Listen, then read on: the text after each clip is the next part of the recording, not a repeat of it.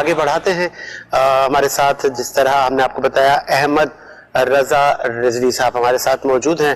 رضوی صاحب، دوسرا عشرہ مغفرتوں کا نبی کریم صلی اللہ علیہ وآلہ وسلم نے کیا ارشاد فرمایا دوسرے عشرے کے بارے میں، اور قرآن پاک کیا کہتا ہے، کس فضیلت کے ساتھ ہم دوسرے عشرے کو کے چلیں خشوع و خضوع کے ساتھ؟ بسم اللہ الرحمن الرحیم.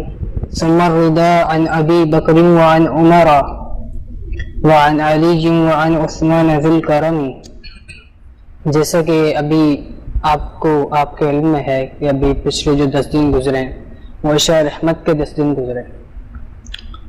ابھی بھی یہ 10 دن کچھ لوگوں نے سو کر گزار دیے، غفلت میں گزار دیے. یعنی کچھ لوگ ایسے ابھی ہیں جن کو عشرہ رحمت، عشرہ مغفرت اور عشرہ جہنم سے آزادی، ان تینوں عشروں کی اہمیت کا علم ہی نہیں ہے. یعنی کہ لوگ اس طریقے سے غافل ہوئے دین سے کہ دین نعوذ باللہ لاوارث ہے.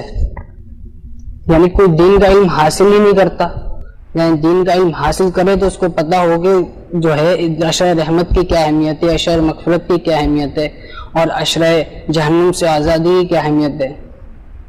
تو اب جیسے کہ آج عشرہ مغفرت کا پہلا دن ہے، تو اس کے حوالے سے یہی جو ہے علماء کرام بھی یہی فرماتے ہیں، فرمان ہے کہ اس عشرہ مغفرت میں بندے کو زیادہ سے زیادہ استغفار کرنا چاہیے، توبہ کرنی چاہیے، اور توبہ اس طریقے سے کرے کہ اس کے چہرے پر بھی ندامت ہو اور ایک دل میں بھی اس کی ندامت ہو کہ یا اللہ کہ میں نے جو گناہ کیے ہیں میں اس پر شرمندہ ہوں. یعنی ایسی نیت، اس نیت سے توبہ کرے کہ وہ دوبارہ اس گناہ کو سرزد نہیں کرے گا.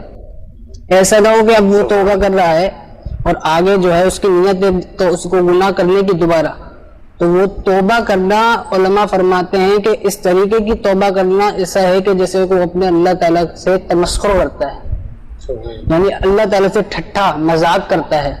تو اس کے بارے میں یہی حکم علماء کا بھی اور قرآن و حدیث سے ہمیں یہی بات سیکھنے کو ملتی ہے کہ عشرہ مغفرت میں زیادہ سے زیادہ توبہ و استغفار کریں اور نوافل کا اہتمام کریں. اور جیسے کہ وہ جو نوافل اور عبادات کا اہتمام تو پورے رمضان میں کرنا چاہیے، اور دیگر جو ہے علماء سے بھی اس کے بارے میں رہنمائی حاصل کرنی چاہیے. بہت اچھی بات آپ نے کی.